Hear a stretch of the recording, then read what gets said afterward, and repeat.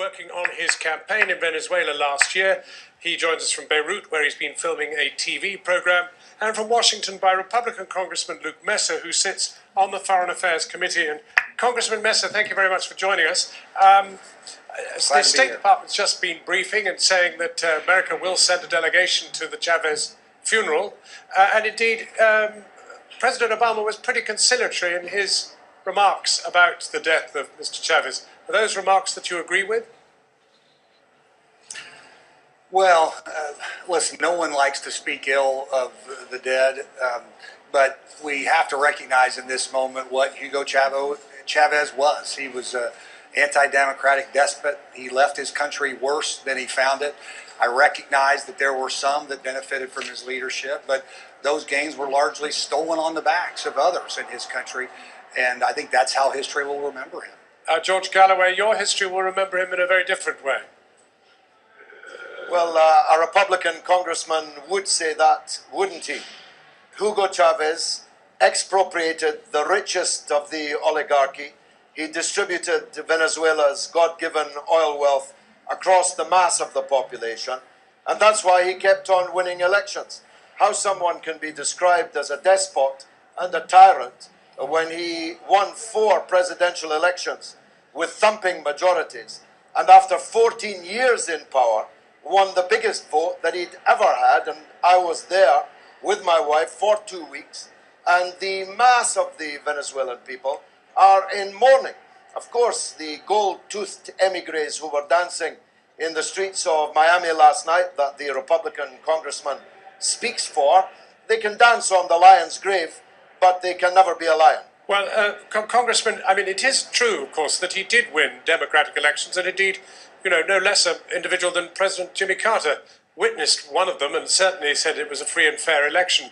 And that is a problem, isn't it? Because Venezuela is a very divided country, and like many other countries in Latin America, and even perhaps many states in the United States, have rich and poor, and Chavez sided with the poor. Yeah, we have to recognize that while there were elections there, and I'm not suggesting they were fixed, you have a tie between government and government control of these elections that is not like an election, what most of us would consider in the West. When you take from one and give to another, the recipient of that theft may appreciate it, but those who were stolen from don't. Margaret Thatcher famously said the problem with socialism is that eventually you run out of other people's money. Because of the oil wells in Venezuela, Mr. Chavez was able to survive longer than socialism might elsewhere. But the reality is that what he leaves for this nation is a nation whose economy is in shambles. It's had spiking debt, a 20% level of inflation, and he left his country worse off than he found it. Well, before I go back to George Galloway, let me ask you one question which really is very poignant in this moment. One of the things which has changed in the last 14 years is that America itself has interfered much less in Latin America than ever in recent history, and that is surely a good thing and may in part be down to the very independent line that Hugo Chavez pursued. Indeed, and he pursued Latin American unity. He introduced Bank of the South, University of the South, even Telesur, a television of the South. He was keen and working on various projects like the ALBA grouping, for example, to unite the peoples of Latin America so that they would never again be victims of the hegemony of the United States and what the congressman calls theft. Other people call taxation of rich people, so that their wealth can be redistributed amongst people who don't have enough to eat. Well, 94% of Venezuelans now eat 3 times a day. Let me pause you there, George Galloway, because I just wanted to get this point with the congressman, which is just the question of America basically allowing Latin America to go its way, and what a way it is. I mean, in Venezuela, maybe to some extent slightly behind, but the fact is the continent is romping forwards, and that is an interesting development. That's true, and those that have democratic governments and capitalist economies are doing much better than the socialist regime in Venezuela. I would associate myself, though, with President Obama's broad comments that now is a new day in Venezuela, and the Venezuelan people have the opportunity to choose new leadership.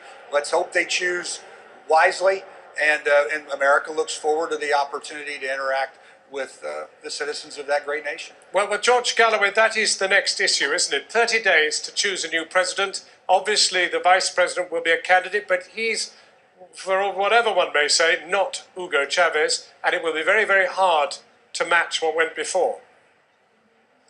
Well, no one else is Hugo Chavez. There's not two Hugo Chavezes in the world, never mind in Venezuela. But Nicolas Maduro, I knew him when he was a bus driver, trade union leader, and I look forward to, if I can, helping him get elected as the president of the republic. He's a man with the common touch. He used to drive the common people in buses, not something the congressman can claim to do, nor the people that he represents. I believe that Maduro will win a thumping majority in 40 days' time. I think the people of Venezuela are not ready to abandon their revolution. They've seen the future, and it works. But it is true, Congressman, as indeed you said, that the economy is not in the best of shape. Whatever redistribution has taken place, the fact is there is inflation, a pretty romping inflation. I mean, how do you look forward in such a short period to really very much happening? Well, if Venezuela is the shining star of socialism, it doesn't say much for socialism, does it? Our hope is that the people of this nation understand the opportunities that would come with democracy, understand the opportunities that would come with a capitalist society that could help grow their economy and create wealth for broad cross-sections, not just redistribute wealth from some and give it to others. Clearly in this new dawn, there is the opportunity for that. That's certainly what I'm hoping for. I think America stands ready to help if that's the choice.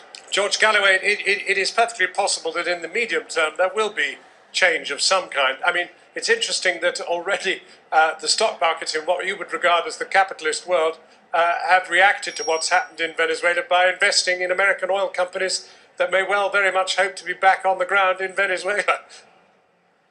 Yeah, despite the congressman's efforts to paint Venezuela as a kind of Bolshevik, a hive of Bolshevik stroke anarchy, the reality is that tax in Britain is higher than it is in Venezuela on rich people.